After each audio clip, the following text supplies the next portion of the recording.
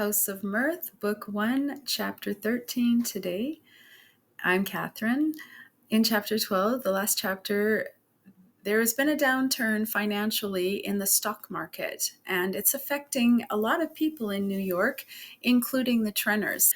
But she has a new friend called the Mr. and Mrs. Wellington Brys, and they made money during this downturn. So did Mr. Rosedale.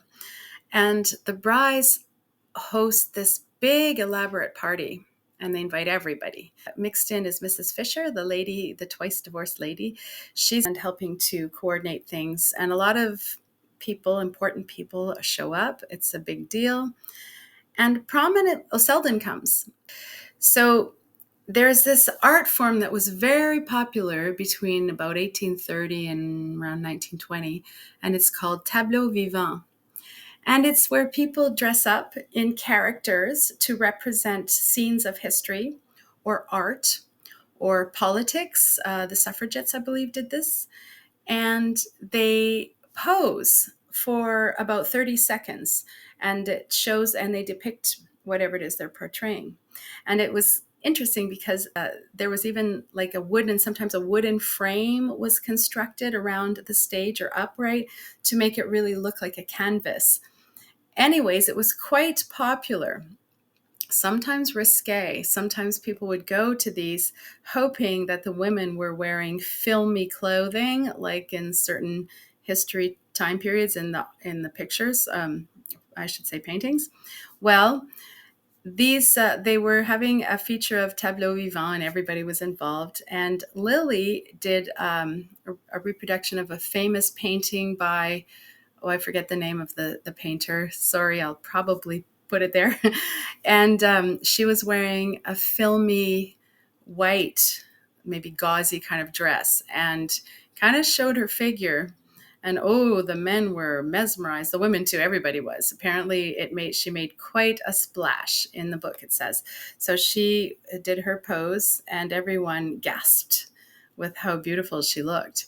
So at the end, when all the other people were milling around, Seldon went to look for Lily, but she didn't come out. She waited. And then she finally kind of made her appearance, and people were looking at her, and Seldon took the opportunity to go and talk to her. Well, she was happy. Her heart flutters when she sees Seldon. The two of them took a walk. Lily said, "You never come see me. You don't help me." And Seldon blurted out, "The way I can help you is by loving you." And Lily, being shocked, she looked at him, their eyes met, and they kissed. And she said, she was upset with herself, and she said, love me, but don't tell me about it." Kind of freaked her out. And then she got up and left in a hurried way. Well, Seldon decided it was time for him to go too. And as he was leaving, he heard some of the men making comments about, "Did you see her form?" So yeah, it's she kind of played a bit of a dangerous game there, maybe. I don't know. Let's find out what happens in Chapter 13. Chapter 13. Lily woke from happy dreams to find 2 notes at her bedside. One was from Mrs. Trenor, who announced that she was coming to town that afternoon for a flying visit and hoped Miss Bart would be able to dine with her. The other was from Seldon. He wrote briefly that an important case called him to Albany, whence he would be unable to return till the evening, and asked Lily to let him know at what hour on the following day she would see him. Lily, leaning back among her pillows, gazed musingly at his letter. The scene in the Brys' conservatory had been like a part of her dreams. She had not expected to wake to such evidence of its reality. Her first movement was one of annoyance. This unforeseen act of Seldon's added another complication to life. It was so unlike him to yield to such an irrational impulse. Did he really mean to ask her to marry him? She had once shown him the impossibility of such a hope, and his subsequent behavior seemed to prove that he had accepted the situation with a reasonableness somewhat mortifying to her vanity. It was all the more agreeable to find that this reasonableness was maintained only at a cost of not seeing her, but Though nothing in life was as sweet as the sense of her power over him, she saw the danger of allowing the episode of the previous nights to have a sequel. Since she could not marry him, it would be kinder to him as well as easier to herself to write a line amicably evading his request to see her. He was not the man to mistake such a hint, and when next day they met, it would be on their usual friendly footing. Lily sprang out of bed and went straight to her desk. She wanted to write at once, while she could trust to the strength of her resolve. She was still languid from her brief sleep and the exhilaration of the evening, and the sight of Seldon's writing brought back the culminating moment of her triumph. The moment when she had read in his eyes that no philosophy was proof against her power. It would be pleasant to have that sensation again. No one else could give it to her in its fullness, and she could not bear to mar her mood of luxurious retrospection by an act of definite refusal. She took up her pen and wrote hastily, "Tomorrow at 4," murmuring to herself as she slipped the sheet into its envelope, "I can easily put him off when tomorrow comes." Judy Trenor's summons was very welcome to Lily. It was the first time she had received a direct communication from Bellamont since the close of her last visit there, and she was still visited by the dread of having incurred Judy's displeasure. But this characteristic command seemed to re-establish their former relations, and Lily smiled at the thought of that her friend had probably summoned her in order to hear about the Brys entertainment. Mrs. Trenor had absented herself from the feast, perhaps for the reason so frankly enunciated by her husband, perhaps because, as Mrs. Fisher somewhat differently put it, she couldn't bear new people when she hadn't discovered them herself. At any rate, though she remained haughtily at Belmont, Lily suspected in her a devouring eagerness to hear of what she had missed and to learn exactly in what measure Mrs. Wellington Bry had surprised all previous competitors for social recognition. Lily was quite ready to gratify this curiosity, but it happened that she was dining out. She determined, however, to see Mrs. Trenor for a few moments, and ringing for her maid, she dispatched a telegram to say that she would be with her friend that evening at 10. She was dining with Mrs. Fisher, who had gathered at an informal feast a few of the performers of the previous evening. There was to be plantation music in the studio after dinner, for Mrs. Fisher, despairing of the Republic, had taken up modelling and annexed to her small crowded house a spacious apartment, which, whatever its uses in her hours of plastic inspiration, served at other times for the exercise of an indefatigable hospitality. Lily was reluctant to leave, for the dinner was amusing and she would have liked to lounge over a cigarette and hear a few songs. But she could not break her engagement with Judy, and shortly after 10 she asked her hostess to ring for a hansom and drove up Fifth Avenue to the Trenors. She waited long enough on the doorstep to wonder that Judy's presence in town was not signalized by greater promptness in admitting her. And her surprise was increased when, instead of the expected footman pushing his shoulders into a tardy coat, a shabby caretaking person in calico led her into the shrouded hall. Trenor, however, appeared at once on the threshold of the drawing-room, welcoming her with unusual volubility while he relieved her of her cloak and drew her into the room. "Come along to the den. It's the only comfortable place in the house. Doesn't this room look as if it was waiting for the body to be brought down? Can't see why Judy keeps the house wrapped up in this awful slippery white stuff. It's enough to give a fellow pneumonia to walk through these cold rooms on a cold day. You look a little pinched yourself, by the way. It's rather a sharp night out. I noticed it walking up from the club. Come along, and I'll give you a nip of brandy, and you can toast yourself over the fire and try some of my new Egyptians. That little Turkish chap at the embassy put me on to a brand that I want you to try. And if you like 'em, I'll get out a lot for you. They don't have them here yet, but I'll cable." He led her through the house to a large room at the back where Mrs. Trenor usually sat, and where, even in her absence, there was an air of occupancy. Here, as usual, were flowers, newspapers, a littered writing table, and a general aspect of lamplit familiarity, so that it was a surprise not to see Judy's energetic figure start up from the armchair near the fire. It was apparently Trenor himself who had been occupying the seat in question, for it was overhung by a cloud of cigar smoke, and near it stood one of those intricate folding tables which British ingenuity had devised to facilitate the circulation of tobacco and spirits. The sight of such appliances in the drawing room was not unusual in Lily's set, where smoking and drinking were unrestricted by considerations of time and place, and her first movement was to help herself to one of the cigarettes recommended by Trenor. While she checked his loquacity by asking, with a surprised glance, "Where's Judy?" Trenor, a little heated by his usual flow of words, and perhaps by prolonged propinquity with the decanters, was bending over the latter to decipher their silver labels. "Here now, Lily, just a drop of cognac in a little fizzy water. You do look pinched, you know. I swear the end of your nose is red. I'll take another glass to keep you company. Judy? Why, you see, Judy's got a devil of a headache, quite knocked out with it, poor thing. She asked me to explain, make it all right, you know. Do come to the fire, though. You look dead beat, really. Now, do let me make you comfortable. There's a good girl." He had taken her hand half banteringly and was drawing her toward a low seat by the hearth, but she stopped and freed herself quietly. "Do you mean to say that Judy's not well enough to see me? Doesn't she want me to go upstairs?" Turner drained the glass he had filled for himself and paused to set it down before he answered. "Why, no. The fact is, she's not up to seeing anybody. It came on suddenly, you know, and she asked me to tell you how awfully sorry she was. If she'd known that you were dining, she'd have sent you word." She did know where I was dining. I mentioned it in my telegram.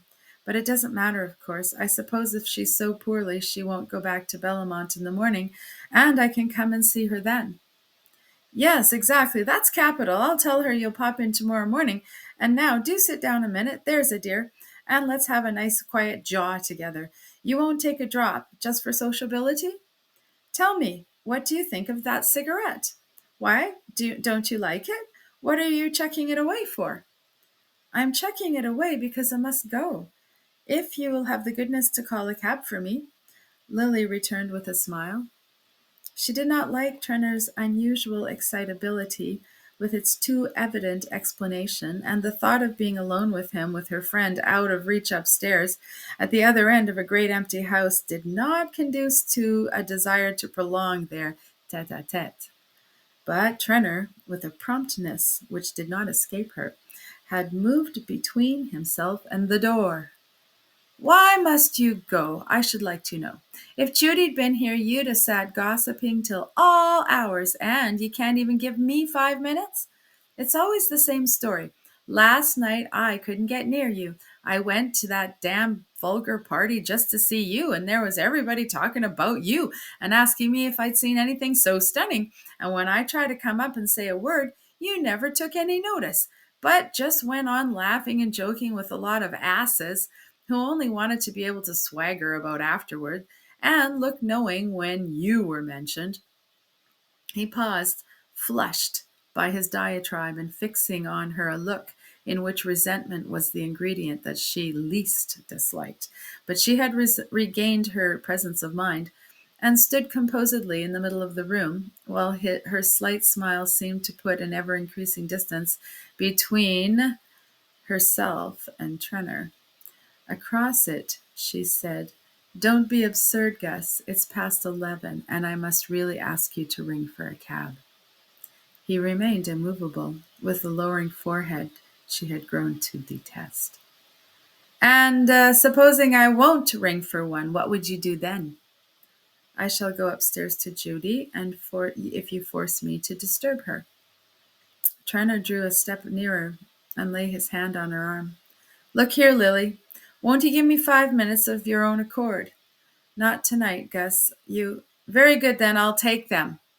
And as many more as I want. He had squared himself on the threshold, his hands thrust deep in his pockets. He nodded toward the chair on the hearth. Go and sit down there, please. I've got a word to say to you. Lily's quick temper was getting the better of her fears. She drew herself up and moved toward the door. If you have anything to say to me, you must say it another time. I shall go up to Judy unless you call a cab for me at once. He burst into a laugh. Go upstairs and welcome, my dear, but you won't find Judy. She ain't there. Judy cast a startled look upon him. Do you mean that Judy is not in the house? Not in town? She exclaimed. That's just what I do mean, returned Trenor, his bluster sinking to sullenness under her look. Nonsense, I don't believe you. I am going upstairs, she said impatiently. He drew unexpectedly aside, letting her reach the threshold unimpeded. Go up and welcome, but my wife is at Bellamont. But Lily had a flash of reassurance. If she hadn't come, she would have sent me word. She did. She telephoned me this afternoon to let you know. I received no message. I didn't send any. The two measured each other for a moment, but Lily still saw her opponent through a blur of scorn that made all other considerations indistinct. I can't imagine your object in playing such a stupid trick on me, but if you have fully gratified your peculiar sense of humor, I must again ask you to send for a cab. It was the wrong note, and she knew it as she spoke. To be stung by irony, it is not necessary to understand it, and the angry streaks on Trenor's face might have been raised by an actual lash. Look here, Lily, don't take that high and mighty tone with me. He had again moved toward the door, and in her instinctive shrinking from him, she let him regain command of the threshold. I did play a trick on you. I own up to it. But if you think I'm ashamed, you're mistaken. Lord knows what I've been patient enough. I've hung around and looked like an ass, and all the while you were getting a lot of other fellows make up to you, letting them make fun of me. I dare say I'm not sharp and can't dress my friends up to look funny as you do, but I can tell when it's being done to me. I can tell fast enough when I'm being made a fool of. Ah, I shouldn't have thought that, flashed from Lily, but her laugh dropped to silence under his look. No, you wouldn't have thought it, but you'll know better now. That's what you're here for tonight.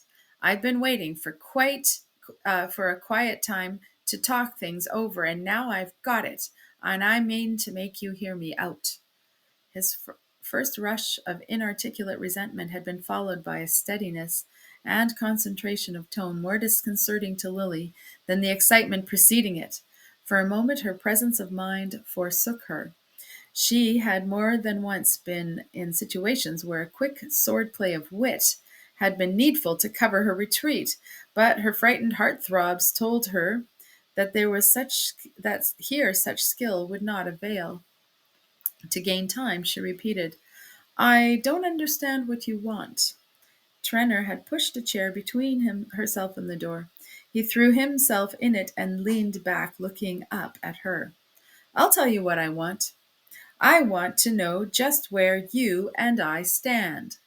Hang it, the man who pays for the dinner is generally allowed to have a seat at the table. She flamed with anger and abasement, and the sickening need of having to conciliate where she longed to humble. I don't know what you mean, but you must see, Gus, that I can't stay here talking to you at this hour. Gad, you know you go to men's houses and fast enough in broad daylight. Strikes me you're not always so deuced careful of appearances. The brutality of the thrust gave her the sense of dizziness that follows on a physical blow. Rosedale had spoken then. This was the way men talked of her. She suddenly felt weak and defenseless. There was a throb of self-pity in her throat, but all the while another self was sharpening her to vigilance, whispering the terrified warning that every word and gesture must be measured. If you have brought me here to say insulting things, she began. Trenor laughed. Don't talk stage rot. I don't want to insult you, but a man's got his feelings, and you've played with mine too long. I didn't begin this business, kept out of the way, and left the track clear for the other chaps till you rummaged me out and set me to work to make an ass of me, and an easy job you had of it, too. There's the trouble. It was too easy for you. You got reckless, thought you could turn me inside out and chuck me in the gutter like an empty purse. But that ain't playing fair. That's dodging the rules of the game. Of course, I know now what you wanted. It wasn't my beautiful eyes you were after. But I tell you what, Miss Lily, you've got to pay up for making me think so. He rose, squaring his shoulders aggressively and stepping toward her with a reddening brow, but she held her footing, though every nerve tore at her to retreat as he advanced. Pay up? She faltered. Do you mean that I owe you money? He laughed again. Oh, I'm not asking for payment in kind, but there's such a thing as fair play and interest on one's money, and hang me if I've had as much as a look from you. Your money? What have I to do with your money? You advised me how to invest mine. You must have seen that I knew nothing of business. You told me it was all right. It was all right. It is. Lily, you're welcome to all of it, and 10 times the more. I'm only asking for a word of thanks from you. He was closer still, with a hand that grew formidable, and the frightened self in her was dragging on the other down. I have thanked you. I've shown I was grateful. What more have you done than any friend might do? Or any one except from a friend? Trenor caught her up with a sneer. I don't doubt you've accepted as much before, and chucked the other chaps as you'd like to chuck me. I don't care how you've settled your score with them. If you fooled them, I'm that much to the good. Don't stare at me like that. I know I'm not talking the way a man is supposed to talk to a girl. But hang it, if you don't like it, you can stop me quick enough. You know, I'm mad about you. Damn the money. There's plenty more of it. If that bothers you, I was a brute. Lily, just look at me. Over and over her the sea of humiliation broke, wave crashing on wave so close that the moral shame was one with the physical dread. It seemed to her that self-esteem would have made her invulnerable, that it was her own dishonor which put a fearful solitude about her. His touch was a shock to her drowning consciousness. She drew back from him with a desperate assumption of scorn. I've told you, I don't understand, but if I owe you money, you shall be paid. Trenor's face darkened to rage. Her recoil of abhorrence had called out the primitive man. Ah, you'll borrow from Seldon or Rosedale and take your chances of fooling them as you fooled me, unless you've settled your other scores already and I'm the only one left out in the cold. She stood silent, frozen to her place. The words, the words were worse than the touch. Her heart was beating all over her body, in her throat, her limbs, her helpless, useless hands. Her eyes traveled despairingly about the room. They lit on the bell. Then she remembered that help was in call. Yes, but scandal with it. A hideous mustering of tongues. No, she must fight her way out alone. It was enough that the servants knew her to be in the house with Trenor. There must be nothing to excite conjecture in her way of leaving it. She raised her head and achieved a last clear look at him. I am here alone with you, she said. What more have you to say? To her surprise, Trenor answered the look with a speechless stare. With his last gust of words, the flame had died out, leaving him chill and humbled. It was as though a cold air had dispersed the fumes of his libations, and the situation loomed before him black and naked as the ruins of a fire. Old habits, old restraints, the hand of inherited order plucked back the bewildered mind which passion had jolted from its ruts. Trenor's eye had the haggard look of the sleepwalker waked on a deathly ledge. Go home! Go away from here! he stammered, and turning his back on her, walked toward the hearth. The sharp release from her fears restored Lily to immediate lucidity. The collapse of Trenor's will left her in control, and she heard herself in a voice that was her own, yet outside herself, bidding him ring for the servant, bidding him give the order for a hansom, directing him to put her in when it came. Whence the strength came to her she knew not, but an insistent voice warned her that she must leave the house openly, and nerved her in the hall before the hovering caretaker to exchange light words with Trenor, and charge him with the usual messages for Judy, while all the while she shook with inward loathing. On the doorstep, with the street in front of her, she felt a mad throb of liberation, intoxicating as the prisoner's first draught of free air. But the clearness of brain continued, and she noted the mute aspect of Fifth Avenue, guessed at the lateness of the hour, and even observed a man's figure. Was there something half familiar in its outline, which, as she entered the hansom, turned from the opposite corner and vanished in the obscurity of the side street? But with the turn of the wheels, reaction came, and shuddering darkness closed in on her. "I can't think.